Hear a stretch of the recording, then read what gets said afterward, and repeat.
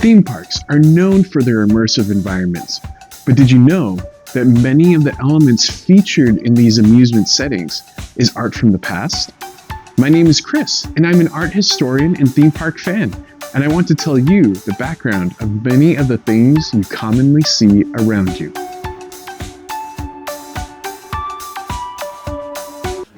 Hello, and welcome as I recount something seen in the Haunted Mansion, and this is probably the most scary way to tell it. An art history lesson. I will be your host to take you through some of the architecture of the Disneyland Haunted Mansion. According to D23, the official Disney fan club, the mansion is patterned after the Shipley Lydecker house in Baltimore, which has been since torn down. This house in Baltimore was in the Greek Revival style that was prominent in the 19th century. The origins of the Greek Revival style in the US go further back, however, as Thomas Jefferson used it for his home in Monticello. It first started in Europe with rediscoveries of ancient sculpture and architecture, which I'll discuss at a later date. According to Talbot, Hamlin, Greek Revival style helped give sense to architecture being a form of art expression in the US. It was first developed by architects like Jefferson as a way for emerging nations to develop its own style apart from England in the 1700s. That's even though Jefferson and Benjamin Franklin did read some architecture books that were from Europe, including Britain. The Greek Revival style was seen as both nationalistic and fashionable. It also reflects some democratic and republic ideals from ancient cultures. There is also a freer approach to the planning of domestic buildings with this style that was different than before. Russell Potter and Henry Montgomery have said that the peak of popularity for Greek Revival was from about 1820 to 1850. According to Wilbur Zelinsky, no other arts or architecture had as much of a reach on buildings as the Greek Revival movement in the US during that time. It is even the style that our country's capital is done in.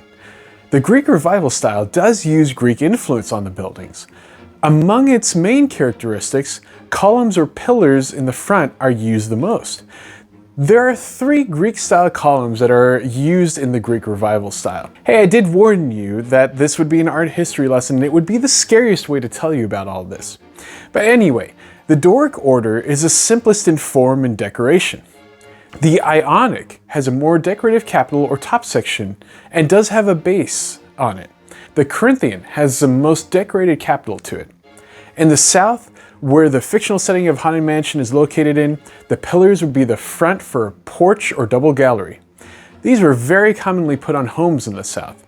The columns would sometimes have a pediment on top of it. And all of this would be the facade for a grand square plan home. Inside would often be a high basement in it. This would be a main feature that was different from lower class homes.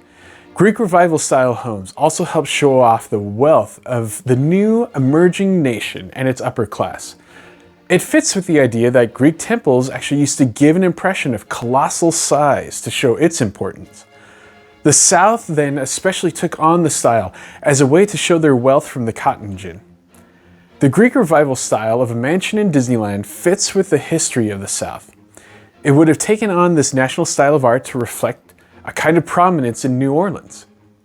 So is it needed for the story? I think it does help. When I learned in this research that it took on the characteristic of Greek temples, which conveyed grand size, even though the mansion is not necessarily that grand, that absolutely fits in with what the Imagineers had for the layout of the attraction. The homes also have large basements, which does fit with this multi-story winding ride. The mythology of the Haunted Mansion is also deep in ghost stories from the US, and having a deeply American architecture even furthers that mythology. But the styles of other haunted mansions around the world are very different in their buildings. So what do you think of using this style of architecture from New Orleans? Well, let me know in the comments below.